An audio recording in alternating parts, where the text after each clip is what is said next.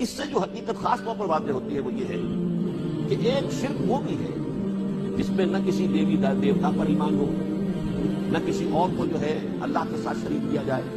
اور قطعاً جو ہے اس میں شرک کے کوئی آثار نظر نہ آتے ہوں، کوئی اس کی علامتیں نہ ہوں جنہیں ہم شرک سمجھتے ہیں، نہ کسی معبود کو پکارا جا رہا ہے، نہ کسی کو سجدہ کیا جا رہا ہے، اس کے باوجود وہ شرک ہے۔ وہ شرک کیا ہے؟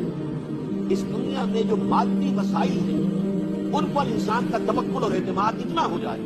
کہ یقین کی کیفیت پیدا ہو جائے کہ انہی اسباب کے بل پر یہ سارا معاملہ جو ہے یہ نظام عالم چل رہا ہے، اور انہی کے حوالے سے در حقیقت یہ روز و شب کا سارا نظام چل رہا ہے۔ گویا کہ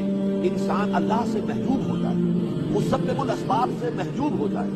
مسبب الاسباب سے پردے میں آ جائے، اوٹ میں آ جائے، اور اس کی ساری توجہ، سارا اعتماد، سارا توکل، سارا انحصار، سارا یقین صرف اسباب پر، مادی اسباب پر ہو کر گویا کہ اس نے مادے کو اللہ کا شریک ٹھہرایا۔ یہ گویا کہ اس